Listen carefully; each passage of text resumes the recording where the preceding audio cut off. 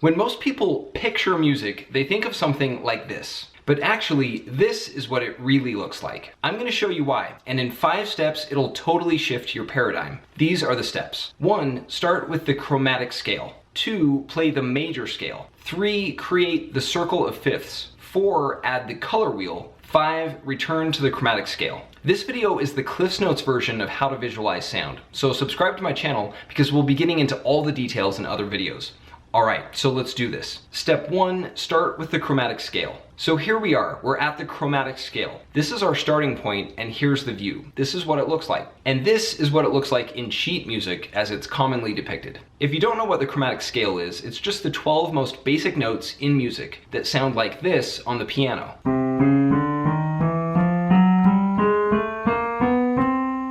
And sound like this on the guitar.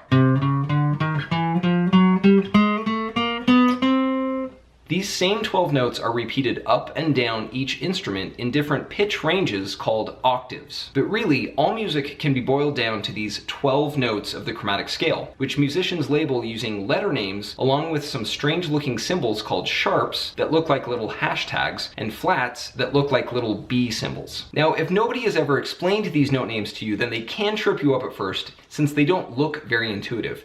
So I'll explain them really quickly here so you don't feel confused or overwhelmed to begin.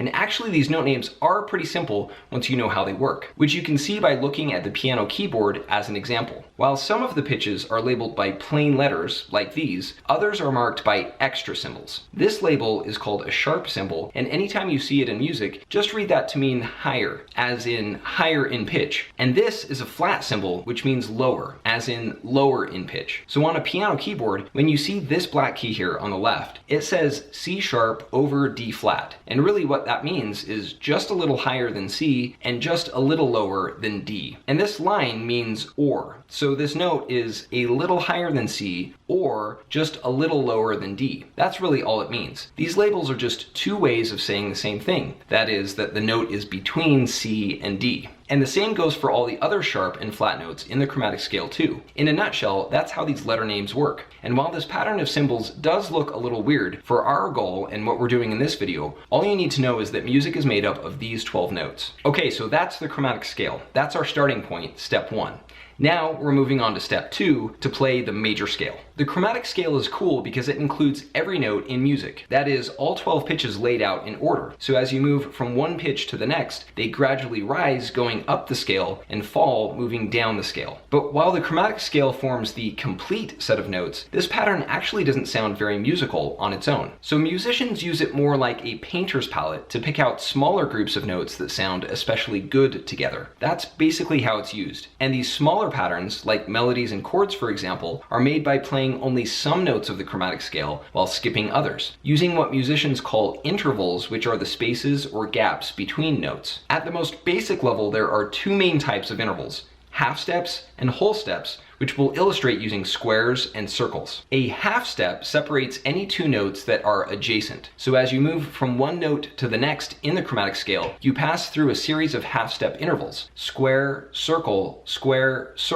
and so on. A whole step interval is a combination of 2 half steps. So you play a whole step by skipping every other note. Simple enough. But the power of these intervals really comes into play when you combine them into new and interesting patterns, because these combinations, derived from half steps and whole steps, are what music is really about. And by far the most popular and recognizable interval pattern of all in music, the one with the strongest primal appeal, is called the major scale.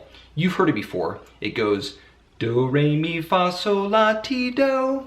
And it's made by simply combining whole steps and half step intervals like this, where each whole step is shown as a W and each half step is shown as an H. Starting on the C note, for example, this is the C major scale, which sounds much better than the chromatic scale alone. And it's called the C major scale because the first note on the left here is C. Actually, the last note is also C because these C notes are positioned like bookends. But the first note you have here is C, so that's why it's called the C major scale. And we know it's a major scale because of the interval pattern. In music, it's all about interval patterns. Do you see this sequence? Whole, whole, half, whole, whole, whole, half. It's basically a group of intervals, whole, whole, half, on one end, and then the same pattern repeated on the other end, whole, whole, half, with a whole step interval in the middle. That's basically what the major scale is. And if you imagine this line here on top is a comb with some of its teeth missing, if we just slide this comb sideways, we can see all the other major scales too. For example, we can slide it to the right a bit so it aligns with the D flat note, and you get the D flat major scale, which has a different set of notes than the C major scale, but is made from the same interval pattern of whole, whole, half, whole, whole, whole, half. And if you keep shifting this pattern to align with each note, you can pick out 12 different major scales. Since there are 12 notes in music, 12 notes of the chromatic scale, so there are 12 major scales in total. And this major scale pattern is fundamental to music, not only because it sounds so good and is the foundation of many songs, but also because it leads us to the next step in our process, which is to create the circle of fifths. And we're going to use the major scale to actually build out the circle of fifths. Using intervals, the major scale turns the chromatic scale into something more musical. And the major scale is the most popular pattern in music.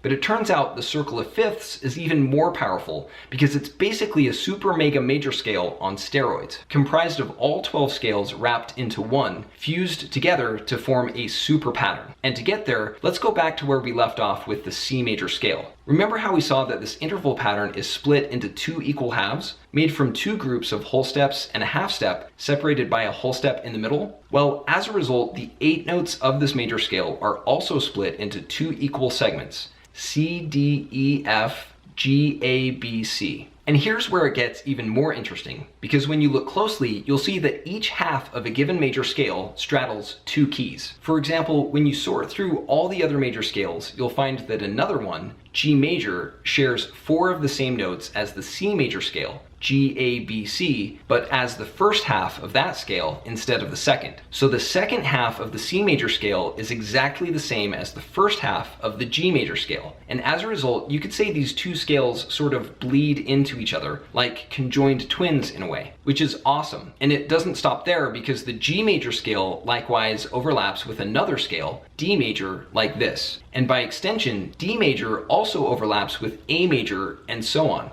where each scale naturally leads to the next in a continual chain. And by continual, I really mean it's endless, as this sequence cycles through all 12 keys over and over again, linking them in a single pattern that goes on forever, like this. And the daisy chain sequence that results explains where this pattern got its name, because each new scale starts on the 5th note of the previous scale, which is why it's called the circle of fifths. So while the chromatic scale is the mother of all note patterns, and the major scales are like its children, the circle of fifths is more like the mother lode, as the source of all meaningful patterns in music, which will inform everything you see going forward. So this is basically a map of where we've been in the first 3 steps of this process. The innermost ring is the chromatic scale. That's where we started, and you can see all the notes repeated again and again in one large circle. Then from there, we pulled some notes out based on that pattern of whole step and half step intervals. That's the major scale in every key. And then from there, we just pulled out each 5th note of a scale to create the circle of fifths. This is where we've been so far. So now we're going to move on to step 4 to add the color wheel. Okay, so clearly there's something going on here with the circle of fifths. But with all of these letter symbols, it's still not intuitive or plain to see. For example, although we know that the G major scale is equal parts C and D, and we can actually see this overlap in the circle of fifths, this link is still not immediately obvious, at least not by looking at the letters alone. In everyday life, there's no natural connection between these letters, G, C, and D, and it's the same for all the other keys too. So to really understand this pattern, which is fundamental to music, we need something better, something more intuitive to illustrate the connections between notes and intervals and keys. We need symbols that are more natural than these letters, sharps, and flats. And the answer is the color wheel, because this pattern happens to mirror the way notes relate in music. The 12 colors of the color wheel align perfectly with the 12 keys in the circle of fifths. And by that, I don't just mean they're similar, I mean the match is exact, conceptually as well as visually, in the way that all the colors bleed seamlessly into one another, just as all the keys overlap as well. Both systems, color and music, are structured the same way. And as a result, it's now easy to see how all the keys relate. For example, it's now clear, with the aid of color, how keys G, C, and D are connected, since red-orange G is made of equal parts red, C, and orange D. Likewise, you can also see at a glance that orange D is equal parts red-orange G and orange-yellow A. Orange-yellow A is equal parts orange D and yellow E, and so on. So what you hear is what you see, since the color wheel and circle of fifths follow the very same pattern. They are the same pattern, only one is audible while the other is visible. But like two languages that tell the same story, they are essentially one. And now that we've merged sound with sight in this way, we can start to make better sense of music by returning full circle to the chromatic scale, which brings us to step 5 and a return to the chromatic scale. The circle of fifths is beautiful because it shows how all the keys are related. Like a concise dashboard of musical connections, it reveals the essential patterns and logic of music theory. And now that we can see sound, which is the very definition of music theory, we can make use of these insights to master the guitar and songwriting. Or at least that's where we're headed now that our path is illuminated by color. But to get there, we have one more step to take in the process of visualizing music, and that is to convert the circle of fifths back into the chromatic scale, since that's the pattern we use to make music on an instrument. And then we can picture any other patterns we might possibly play. This conversion is surprisingly simple because all we have to do is take every other key in the circle of fifths, like all the circles for example, and then rotate them 180 degrees so that each pair of complementary colors swaps places. And like magic, we're suddenly looking at the chromatic scale again, with all the notes laid out in sequence: C, D flat, D, E flat, E, etc. It's pretty crazy actually, the way these patterns can morph into each other so elegantly, but it's real and insightful too, because now the chromatic scale springs to life as well, all in vivid color so we can start to see how its notes are connected. And what's clear is that the chromatic scale is just a twisted color wheel, that's all, as a rearrangement of the circle of fifths, which in turn explains why its sequence looks so strange, like a scrambled spectrum of sorts you could say, because it really is. Only now that we know the logic behind this pattern, or how it was formed and what it means, we can advance with true vision and apply this insight to the art of songwriting. Of course, we've covered a lot of ground here, navigating our way through a series of patterns to arrive at visible sound. So here's a quick recap of the 5 steps. Step 1, start with the chromatic scale. Music is made up of 12 basic notes. These notes are arranged into what's called the chromatic scale, which is the mother of all note patterns. Step 2, play the major scale. The chromatic scale, however, doesn't sound very good on its own, so musicians use it to play smaller note patterns, and by far the most popular pattern is the major scale. Step 3, create the circle of fifths. You can actually play 12 major scales in music, and they're all interconnected. Together, these scales form one big overlapping sequence called the circle of fifths. Step 4, add the color wheel. The circle of fifths reveals how all keys relate, and you can see these relationships clearly using color. That's because the circle of fifths and the color wheel follow the same pattern. Step 5, return to the chromatic scale. Once you can see sound using color, you simply rotate the circle of fifths back into the chromatic scale. Only now you can easily see all musical relationships baked into the notes. Cool, right? In just 5 steps, we go from invisible sound to color music. And now that we've cracked the code to music theory, we have a serious advantage. Or at least almost, because there's still one more step for us to fully understand what we're seeing. And that is to actually apply these colors to the guitar. So that's what we'll do in the next video. I'll see you there.